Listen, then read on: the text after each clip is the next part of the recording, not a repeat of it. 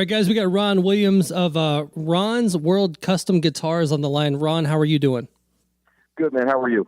I'm doing well, And just sitting down, looking at your guitars, man, it's an amazing skill that you have. And, what kind of got you into doing all this great art? And did you grow up as an artist? Did you grow up drawing your entire life? How did you get involved in art? Yeah, I mean, I always, as a kid, I always loved to draw, and at a young age, I was told that I was seemed to be pretty good at it. So it was something I kept pursuing, and I excelled at it, quickly as a kid. So I mean, it was a passion I've always had, and then through high school, that kind of thing, and then even with music too, I was always a big fan of 80s rock, 80s metal, So that kind of art guitar thing was always in the back of my head. Your Eddie Van Halen's, your Warren D. Martinis, those art kind of style Charvel Jackson guitars and stuff. And then I decided I went to art school, graduated art school, and then went into advertising. So I was an illustrator doing storyboards and advertising for years. So art has always been part of my my gig, and I just basically decided a couple of years ago to maybe give up the advertising and go back into doing some illustration full time. And what prompted that was basically just a guitar sitting in the corner one day, and I was like, I wonder what that would look like to paint. And here we are. Talking about your advertising, is there something out there that's you're most known for in the advertising world? I mean, basically, my career pretty much is built around events and experiential marketing, like they call it. So any of Bacardi, a lot of this is business to business stuff. So it would have been events, some festival stuff, things like that. To be too specific on brand, I've worked on Google, I've worked on Bacardi, Pepsi, Mountain Dew, things like that. Probably nothing you would have seen on TV, but it's and not so much in your face kind of thing. It would have been a subtle thing. If you saw it, I could point it out and say, yeah, I did that.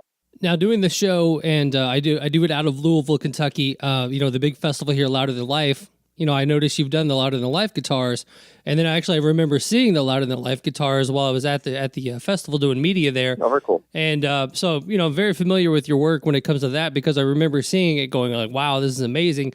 And then to find out that it's hand done, it's not a wrap. That's an amazing thing altogether. And how long does it take you to from start to finish on a guitar? How long will it take you to customize a guitar for somebody? It takes about a week. And I mean, I say that a little bit loosely, depending on the art.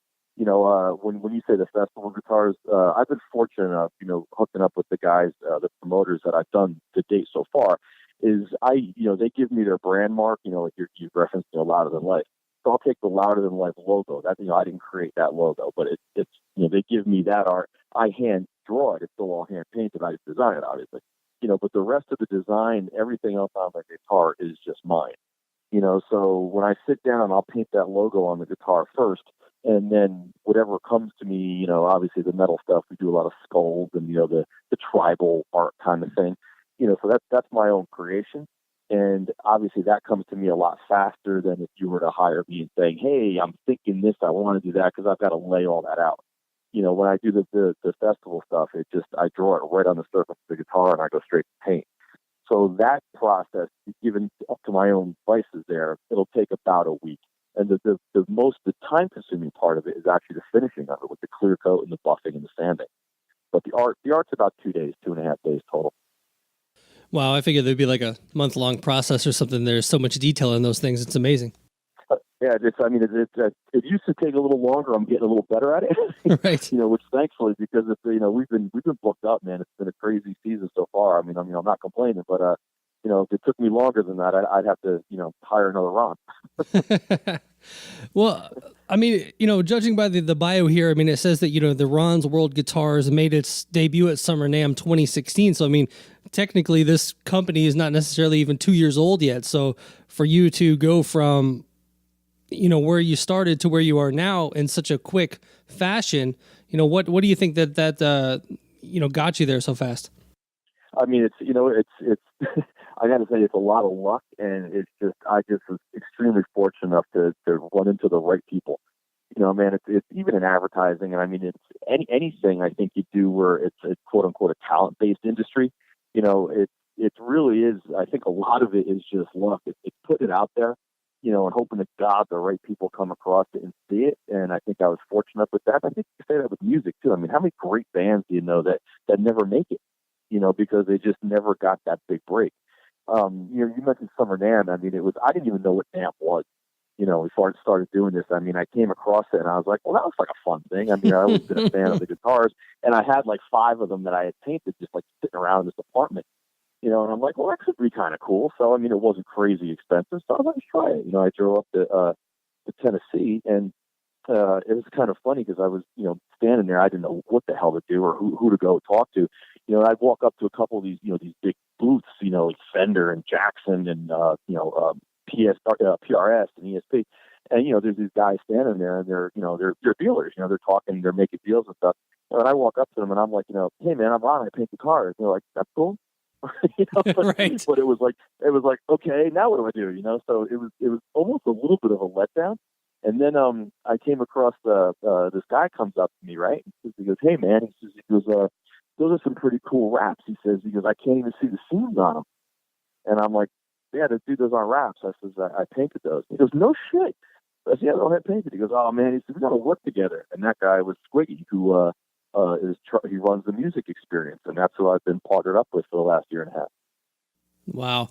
So going to Summer NAMM, not necessarily knowing the extent of NAMM, and if listeners out there don't know what NAMM is, I mean, it's one of the biggest, gatherings of the music business, the music, what am I looking for here? The guitars and amps and basses and drums. I mean, it's the largest gathering of those types of people, and they're trying to, make deals with one another, things like that. So you kind of going in there blindly. I mean, it's almost like ignorance is bliss when it comes to that, because you don't necessarily know how big of a madhouse you're walking into.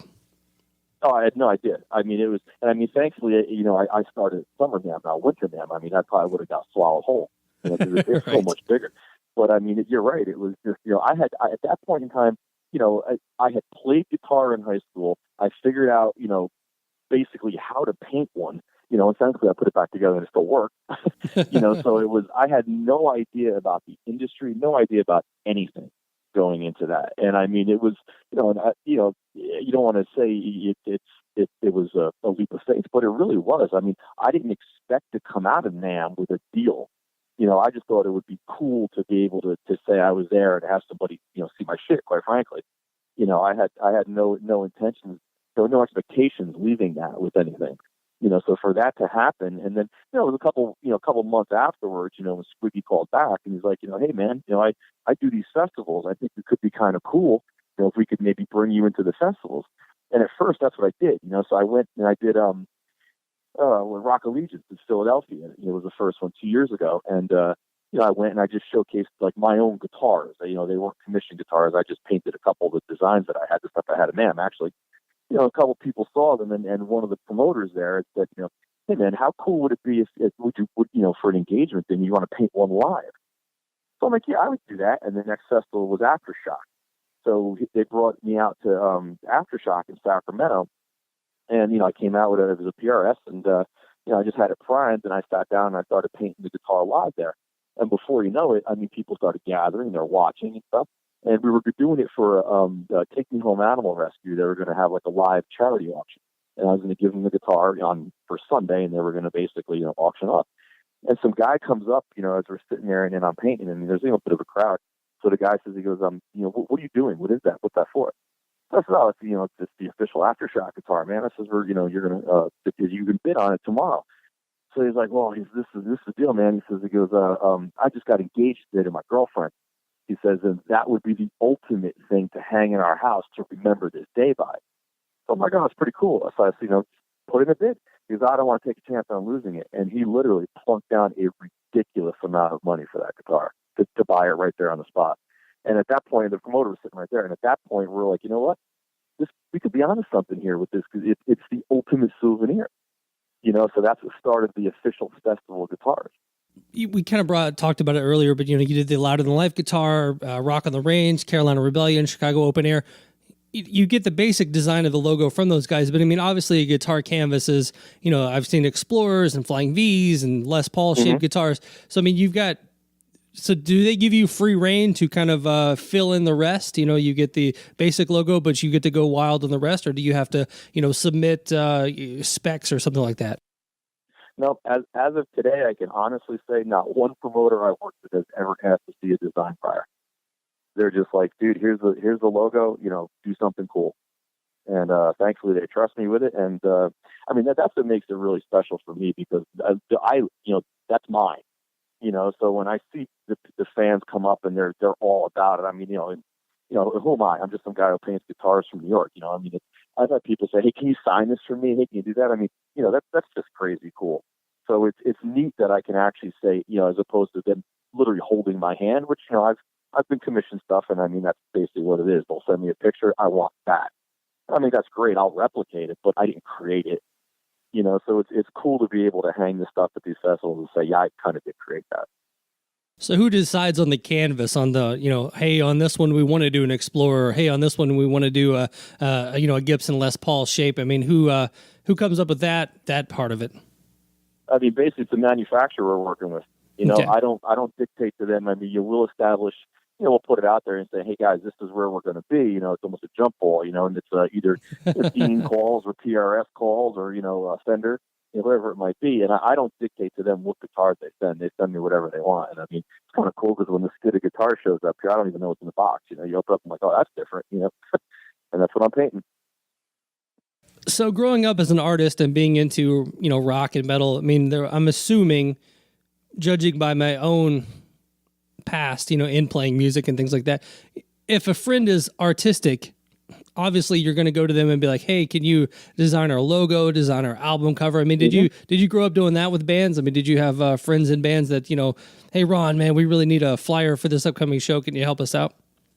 Oh, absolutely. And it's, and I had no problem doing it. I mean, that was always fun too. I mean, as I think anybody who's an artist can say the biggest thrill they get is, when they can basically see their stuff printed somewhere hanging on a wall, or like, if you're in advertising, the first time you open up a magazine, you see that print ad that you did. I mean, it's pretty cool, so I mean, it's the notoriety.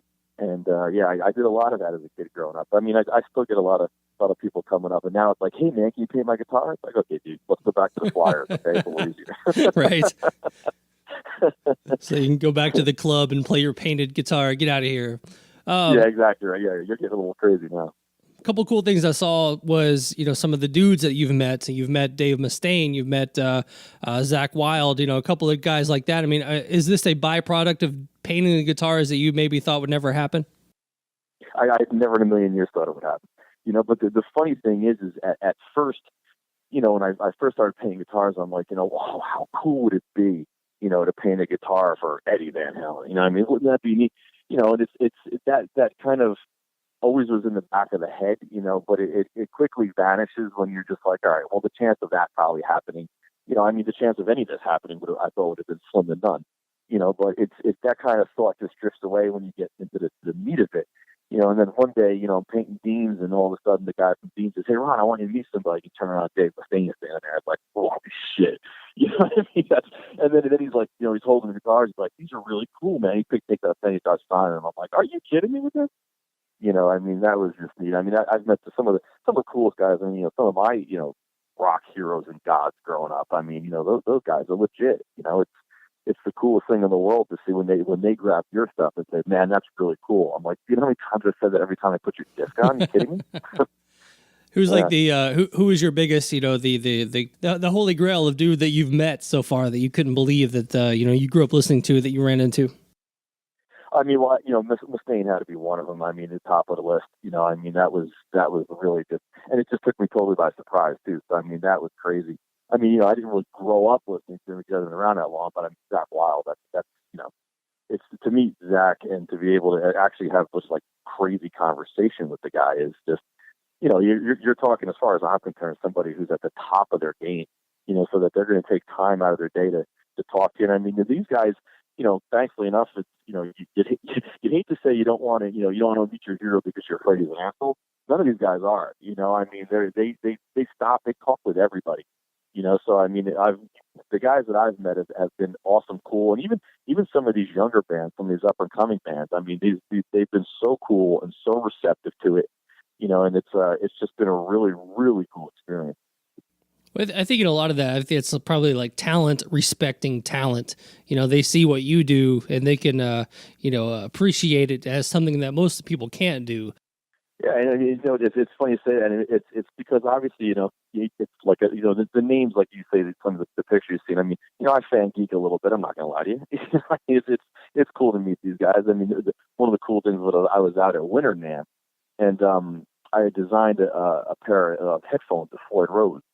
And, they had the skulls on them and stuff like that. And DJ Ashby was there.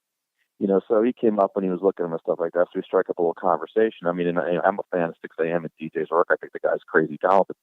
And, he had just come out with the Schecter released his signature guitar, And so I said to him, obviously, if you're familiar with DJ Ashby, I mean, he's tattooed head to toe. The guy's he's got a crazy style.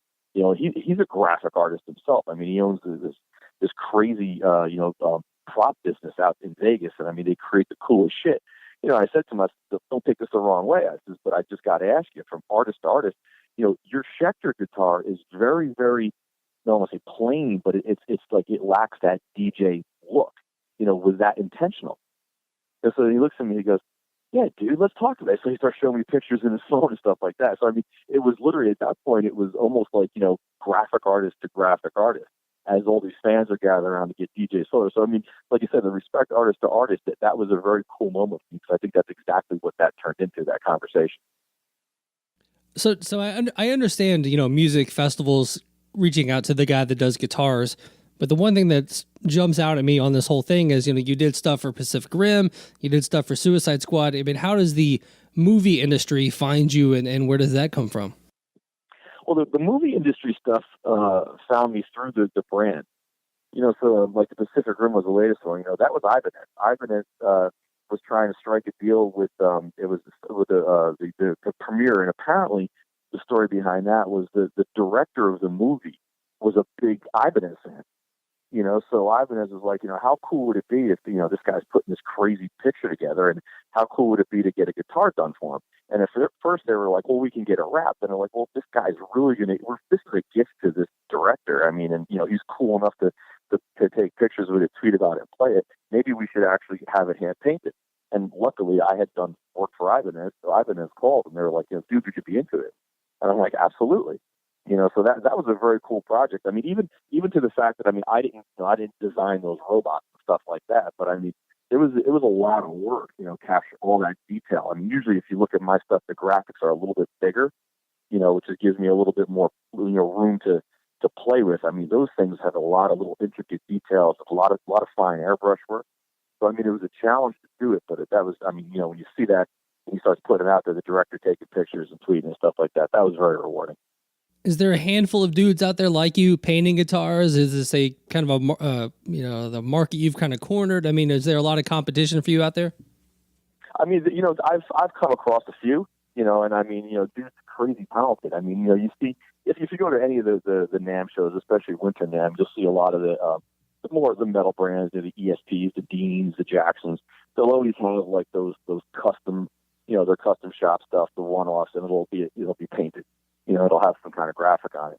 I mean, I think the one thing that I can say about that is, I mean, a lot of that, even like the 80s and 90s, early 90s guitar paint job work, it's a lot of airbrush, heavy airbrush work. And while I do airbrush work, I have, the tool I use, I've never been that big of a fan. I'm not cutting on anybody. It's just not my style. And probably, quite frankly, because I don't think I'm that good at it. So my stuff has got a little bit of a harder edge. I don't spray as much. So I think the difference being, which I think is cool, because, if you're looking for a guitar to be painted, you've got a couple of different options now. I mean, you can go heavy airbrush, and I mean, they do some great work. My stuff's a little more graphic based, a little more, I put more design elements in mine as opposed to just one image. So I mean, there's a couple of us out there. I'd like to say I think I've got my own little niche going. I don't know of anybody that's really getting that commercial looking aspect to it as I'm doing right now. Have you had to start over on a guitar? Have you gotten, just did something completely wrong, made it loader than life, you've misspelled a word, anything crazy to where you had to, almost scrap it and start over? Oh, dude, all the time. I mean, I'm the worst speller in the world. You know how many times I've done that? How many times I put the wrong date or the wrong year or the wrong... It's like, wait a second, that's not how you spell that. And I mean, it's funny because, you know, it happens more times than not, but thankfully I've always caught it before I clear code the damn thing and send it out, which has been a disaster. You know, but yeah, it's a lot. And I mean, and I guess in a way, I kind of set myself up for it because, like we said earlier, I can't plan it. It's just, you know, I'm not going to draw it first draw it and color it on a board or a tissue pad and then transfer it to the guitar. I can't do it. I don't have that kind of patience. So once I put that logo on there, I'm painting on the guitar. You know, so it lends itself to, at some point in time, going, oh shit, I don't care for the way that looks. You know, hopefully you can just basically section off an area and reprime it and start over. But oh man, there's been more times than I'd like to admit that I've literally just basically took the sandpaper to and said, enough, let's start all over. Yep. Well, man, I have to commend you for, you know, being an artist in 2018. There are probably not a lot of avenues out there for you to actually make money. And for you to, you know, take the reins, start your own company and, you know, build it up as quickly as you have is a true testament to what you're doing out there. You do great work. And, you know, just congratulations for getting paid to do art, which, you know, I know a lot of artists out there would love to do, and that they probably have really, you know, shitty 9-to-5 jobs. You know, I mean, I appreciate that, man. You know, you have no idea how I appreciate that. And I mean, that's why a lot of times it's really, really fun at these festivals to actually sit down and paint, because I get a lot of kids, you know, kids and adults that come up and they'll watch it for a little while, and then they'll look at the guitar hanging behind. They realize, okay, you really did do that. And then I get the question, you know, and then you realize at that point in time that, you know, this teenager, you know, he likes to draw. You know, he's like, oh, but I could never do that. And the answer is like, you know, why not, man? It's like, you know, there really is no difference in drawing on a pad than drawing on this thing. It's just a blank canvas. You know, I'll admit it takes a while, or you could have pay somebody to clear coat it, you know, but there's no reason why you can't put your own art on that guitar. I can see where it might be intimidating, but it's yours, dude. It's like, it's your creation. So there's no reason why you shouldn't give it a try. And I'd like to think that, you know, after hearing that and watching me do it, there's no magic secret to it, you know. So hopefully at some point, some kid actually went home, tried that, and was happy about it. Because I really think, you know, the world needs more of that kind of work. I mean, computer generated stuff is great. I can't do it, you know, but it has to start somewhere. You know, we were in advertising. You got Photoshop and Illustrator. Those are great tools, but you know, you can't. If you can manipulate something and not create it, as far as I'm concerned, you're not an artist.